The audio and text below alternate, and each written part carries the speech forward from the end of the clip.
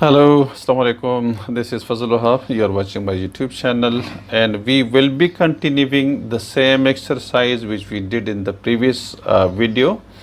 And we did question number 1, question number 2, vocabulary, and now we are doing question number 3. This is the spelling of this on page number 36. This is grade 6 book.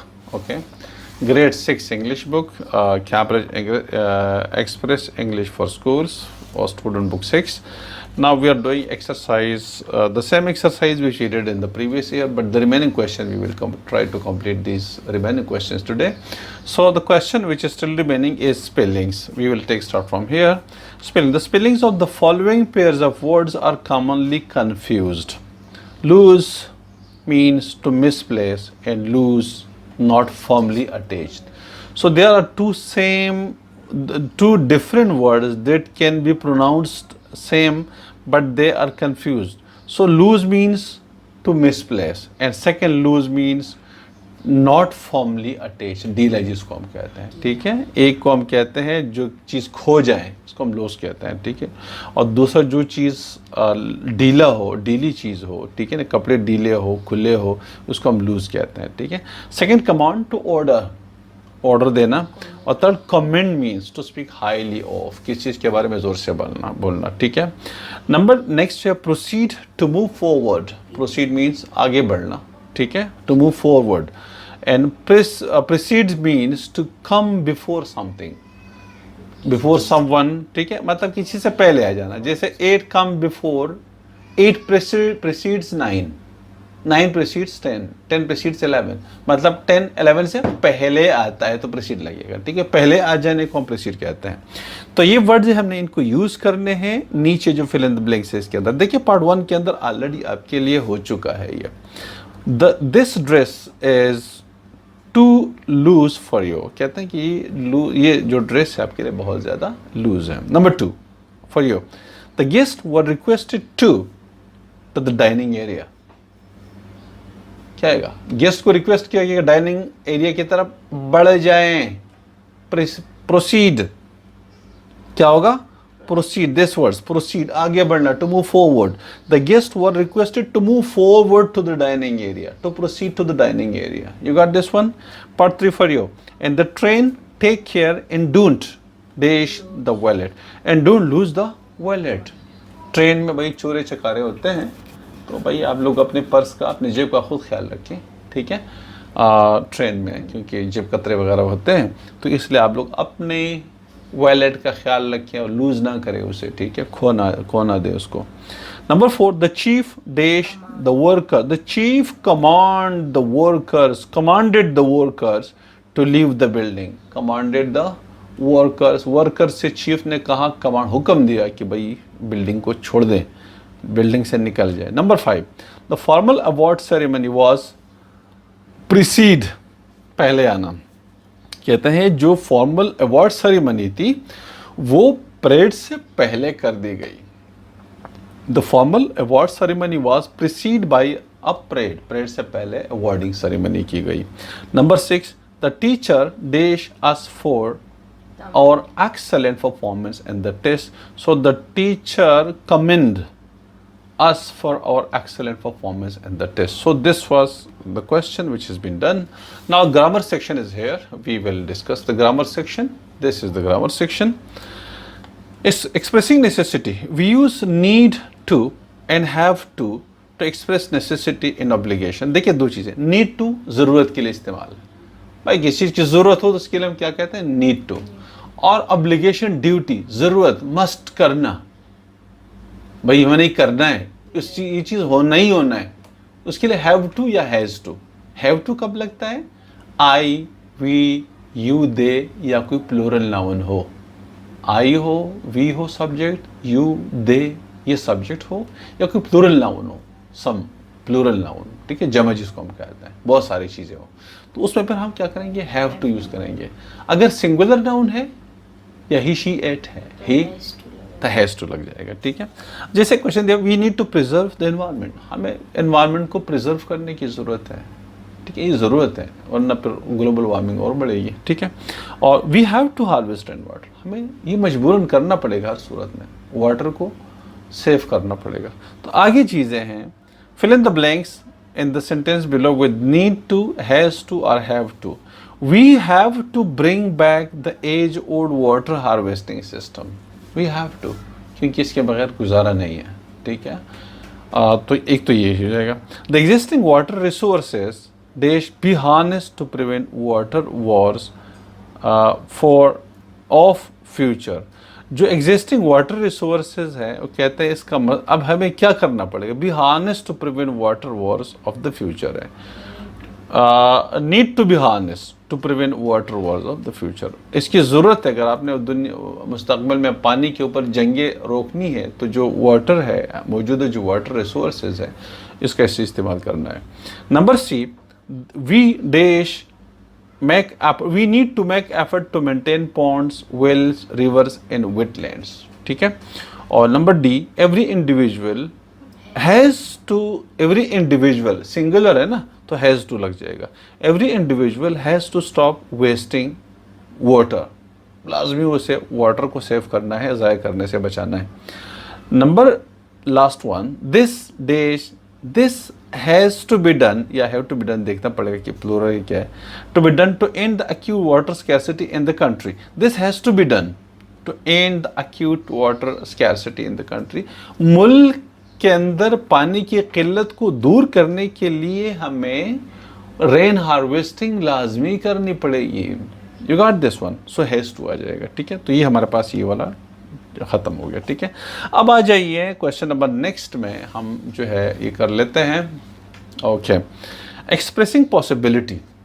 अब possibility हम करते हैं कि भाई अगर हम क्या कर सकते हैं, क्या नहीं कर सकते। पॉसिबिलिटी का मतलब क्या चीज़ हो सकती है, भाई कल बारान हो सकती है ना, इस तरह से बारिश।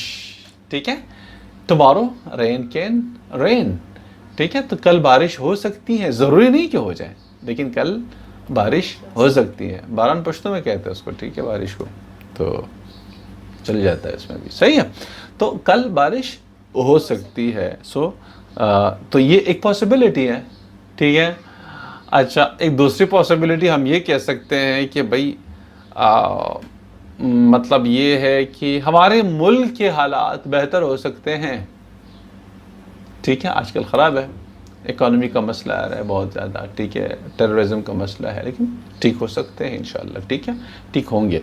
तो ये तो पॉसिबिलिटी का मतलब क्या है कि जो काम मुस्तकबिल में हो सकता है, इसको पॉसिबिलिटी कहते हैं। ठीक है, अब इसके लिए क्या कह रहे हैं कि वो कहते हैं कि अब अगर दो चीज़ें हैं, हमें मे यूज़ करना पड़ेगा या might to express possibility. Might shows less possibility, कम पॉसिबिलिटी हो, कम, इसकी चांसेस बहुत कम है।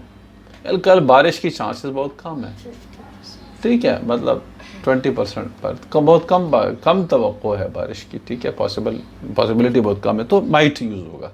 और अगर ज़्यादा है तो मे यूज़ होगा। ठीक है, और दूसरा then may study the following dialogues है। ठीक है, तो एक चीज़, there are black clouds in the sky, it may rain in the evening. Black clouds है तो इवनिंग में बारिश हो सकती है, ज़्यादा चांसेस है उसके। ठीक है, I can't see many clouds, मुझे कुछ ख़ास बादलें नज़र नहीं आती। इट माइट नॉट रेन, बारिश शायद ना हो। ठीक है, तो कम पॉसिबिलिटी आ जाएगी। अब ये हमारे पास है A B C D E F, उसके लिए आपने लिखना है माइट और मे लिखना है। Visit a hill station, you may visit a hill station. ठीक है,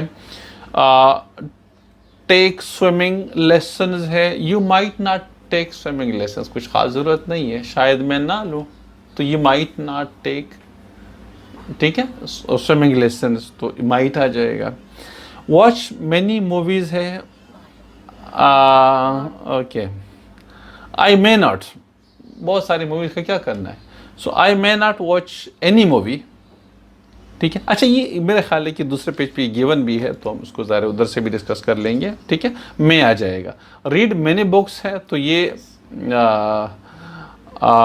मेरा ख्याल है कि उसमें आप लिख सकते हैं रीड मैनी बुक्स के मे लिख सकते हैं उसके लिए। ठीक है, लर्न टू कुक माइट आ जाएगा। Go on a long journey, ये आप माइट लगा सकते हैं उसमें से, ठीक है। अब आ जाइए, ये दूसरे पेज पे दिया हुआ है, थोड़ा बहुत उसको डिस्कस कर लेते हैं उधर से किस तरीके से किया इन्होंने। ओके, ये वाला है आपका, कहते हैं then talk to your partner and find out each other's plans, tell the class what your partner's plans are, you may ask question such as this. कहते हैं कि आप अपने पार्टनर के साथ बात कर सकते हैं और उनसे क्वेश्चंस कर सकते हैं कि उसका प्लान क्या है उसके बारे में, ठीक है। Do you plan to visit any hill station in the summer, पीछे गिवन है, ठीक है। तो इसका आंसर क्या है, well I may go to hill station, मैं जा सकता हूँ हिल स्टेशन, ठीक है। इस तरह का तो मैं यूज़ कर सकते हैं क्या, हाँ मतलब उसकी पॉसिबिलिटी ज़्यादा है, ठीक है, मैं जा सकता हूँ hill stations. Will you take swimming lessons हैं, क्या आप स्विमिंग लेसन्स लेंगे, तो I might take swimming lessons, हाँ मतलब उसकी चांसेस बहुत कम है लेकिन ले सकता हूँ, बहुत कम तवक्को है उसकी, ठीक है, मतलब उसकी तवक्को बहुत कम है। और number, are you planning to watch many movies, I might not watch any movie, मैं कोई भी मूवी शायद ना देखूँ, instead I plan to read books, ठीक है, मूवीज देखने की बजाय में रीड बुक्स का। तो ये पीछे से जो क्वेश्चन है उसके अंदर ये गिवन है। अच्छा जनाब, अब नेक्स्ट हमारे पास जो आ रहा है क्वेश्चन, स्टडी स्किल्स का हमारे पास आ रहा है, और इसको हमने नेक्स्ट क्वेश्चन है, while reading the next you may the text you may have come across some new words, were you able to guess the meaning of such words with the help of clues from the passage itself? Study the following sentences. What harvesting, okay, water harvesting is age-old millennial and born of local wisdoms. For generation people in dry regions have developed their own rain harvesting system. मैं कहता है कि जो water harvesting है बहुत पुराना, हज़ारों साल पुराना, and born of local wisdom, और लोकल विजडम का बनाया हुआ एक प्रोसेस है।